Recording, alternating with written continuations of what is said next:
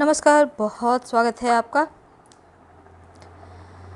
कन्या राशि वालों, देवगुरु बृहस्पति का महापरिवर्तन होने जा रहा है 22 अप्रैल को।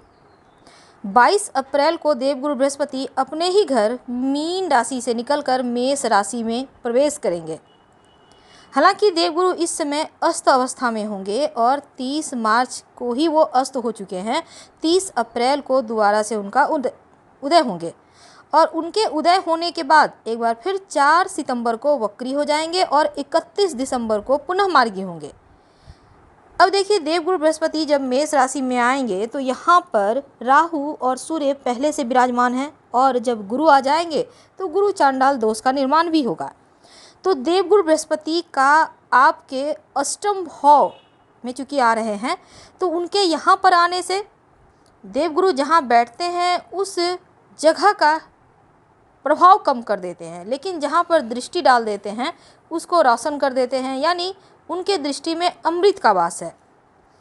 कुंडली में 12 में से 9 घरों के ऊपर गुरु का प्रभाव पड़ता है। सबसे पहले तो दूसरा, 5वां, 9वां और 11वें भाव के कारक ग्रह हैं। और साथ ही देखिए कन्या वालों, ये जो गोचर है आपके लिए बढ़िया है, क्योंकि कन्या वालों के लिए 2 राशि के स्वामी हैं देवगुरु, चौथा भाव और सप्तम भाव। चौथे भाव में गुरु की धनु राशि है और सप्तम भाव में मीन राशि है। और ये गोचर आपके लिए ठीक है, क्योंकि अष्टम भाव में गोचर करना, खासकर अगर कुंडली में महादशा अंतरदशा चल रही हो तो गुरु के शुभ फलों में थोड़ी सी हानि हो जाती है। और गुरु जब अष्टम भाव में आते हैं तो 5वीं दृष्टि से गुरु 12वें भाव को देखेंगे और जब गुरु 12वें भाव को देखेंगे तो 12वां भाव होता है विदेश यात्रा का, स्लीपिंग डिसऑर्डर यानी कि नींद ना आने की समस्या। जो विद्यार्थी विदेश जाने की चाहत रखते हैं उनके लिए मार्ग खुलेंगे, घर से दूर जाकर पढ़ाई करने के योग बनेंगे। और अष्टम भाव में जब गुरु आते हैं तो 12वें भाव को एक्टिव कर देते हैं, क्योंकि 5वीं दृष्टि से वो देखेंगे 12वें भाव को, तो थोड़ा खर्चा अगर आपका हो रहा है लाइफ में ज़्यादा तो उस पर लगाम लगेगा। स्वास्थ्य से जुड़ी हुई कोई समस्या भी इस समय सॉल्व हो सकती है। और गुरु जब अष्टम में बैठते हैं तो दूसरे भाव को 7वीं दृष्टि से देखते हैं और दूसरा भाव धन स्थान है। लेकिन पहले हम बात कर लेते हैं 12वें भाव के बारे में विस्तार से, कि जब वो आपका 12वें भाव को देखेंगे तो क्या होगा।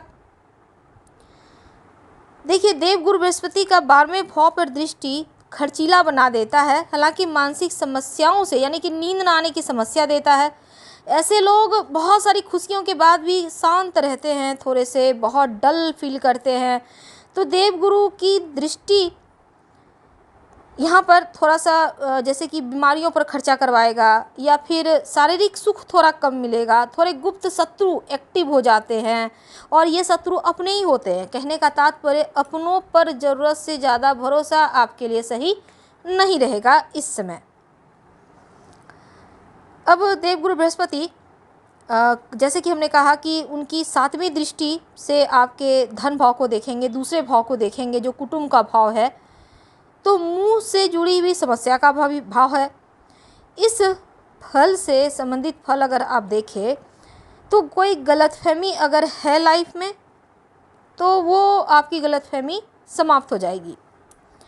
द्वितीय भाव पर गुरु की दृष्टि से आर्थिक रूप से व्यक्ति को सक्षम बना देता है, यानी कि धन आता है, आप के पास प्रचुर मात्रा में धन होगा, वाणी में मधुरता आएगा। और अगर आप सारा धन, खासकर पैतृक धन गवा भी दे तो भी आप कमा लेंगे अपने पुरुषार्थ से। और जब आप कमाना प्रारंभ करेंगे इस पूरे 1 साल में तो कमाते ही चले जाएंगे। अपने मित्रों के बीच लोकप्रिय होंगे। पिता की संपत्ति को यहाँ पर देखिए, स्वयं मेहनत से आप अपने पुरुषार्थ से धन कमाएंगे, लेकिन मेहनत की कमाई को बर्बाद नहीं आप होने देंगे। बस इसीलिए आप बहुत सारे लोगों का साथ आपका छूट जाता है। तो धन को संभाल के रखने की कला यहाँ पर गुरु देते हैं। धन की सेविंग तेज़ी से बढ़ती है और अगले 1 साल तक खासकर नशे से, जैसे कि स्मोकिंग, ड्रिंकिंग वगैरह आप छोड़ देंगे। ऐसा आप प्लान करेंगे, खुद से वादा करेंगे। लेकिन कोई मकान खरीदना चाहते हैं, वाहन खरीदना चाहते हैं, तो गुरु जब अष्टम में बैठेंगे तो चौथे भाव को भी एक्टिव कर देंगे। चौथा भाव में गुरु की अपनी राशि भी पड़ी हुई है, तो आपको बहुत फ़ायदा यहाँ पर दे रहे हैं देवगुरु। तो चौथे भाव का क्या फल होगा? देखिए, चौथे भाव पर जब गुरु की दृष्टि पड़ती है तो व्यक्ति को भाग्यवान बना देते हैं, अपना वाहन या उच्च वाहन से युक्त कर देते हैं, भूमि भवन का लाभ भी देते हैं और माता पिता को भी बहुत सम्मान देता है ऐसा व्यक्ति। शिक्षा अच्छी होती है।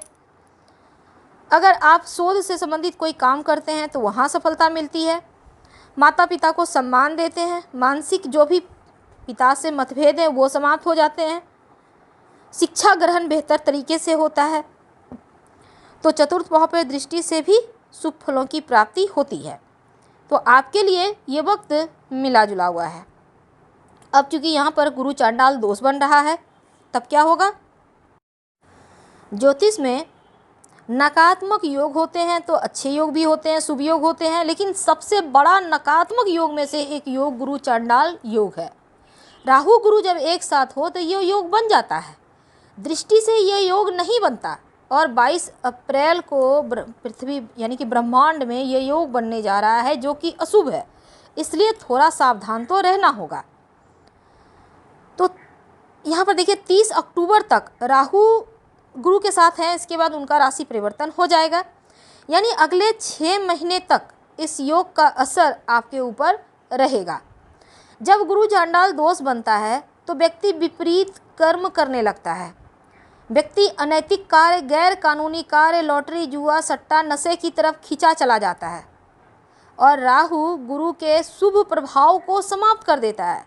हालांकि गुरु की दृष्टि का फल आपको मिलेगा, लेकिन यहाँ पर गुरु के सुप्रभाव में थोड़ी कमी लाएगा राहु। गुरु चांडाल दोष हमेशा बुरा ही फल देता है, लेकिन कन्या वालों देखिए, बाहरी संबंधों में सावधानी रखनी होगी आपको। अगर यात्रा करते हैं तो सावधान रहना है, वाद विवाद तो कहीं भी नहीं करना और परिवार में मनमुटाव को बिल्कुल भी आगे बढ़ने ना दें। प्रभाव क्या होता है? देखिए, यहाँ पर गलत कार्यों में झुकाव होना, जैसे नशे का शिकार, जुआ का शिकार होना, जीवन में सुख शांति का अभाव होना, या फिर यहाँ पर कष्ट हो जाता है। तो गुरु के प्रभाव, ये चांडाल दोष के प्रभाव से बचने के लिए आप राहु और गुरु के मंत्र का जप करें। ओम रांग राहवे नमः, और गुरु का मंत्र है ओम रिंग बृहस्पति नमः। कम से कम 5 बार रोज स्नान करके आप कर सकते हैं। दूसरी बात, नियमित रूप से केले का वृक्ष का पूजा कर सकते हैं, गाय को हरा चारा खिला सकते हैं। आप कोई भी एक उपाय करना है आपको, आप अपनी सुविधानुसार उपाय करेंगे।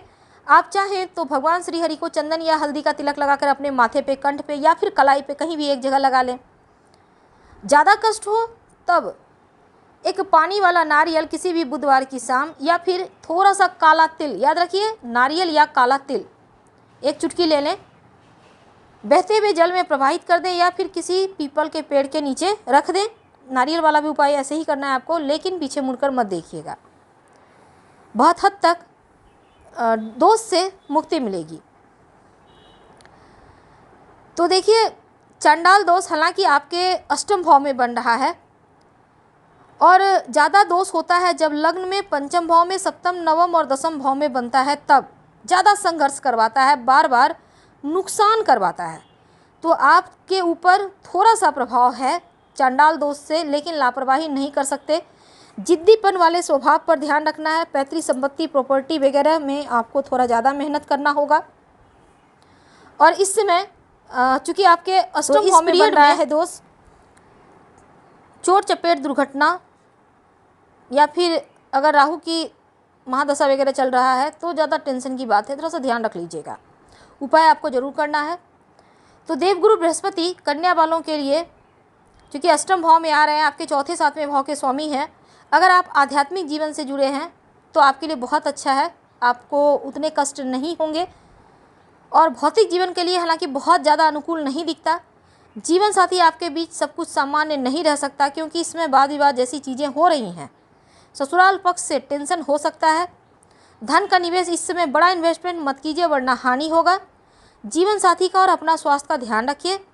अप्रैल से अगस्त तक का जो महीना है, मान हानि होना या सरकार के विरुद्ध कार्य करने से आपको जेल तक जाना पड़ सकता है, ध्यान रखें। लंबी दूरी की यात्रा करवाएगा, खर्चा करवाएगा ये योग।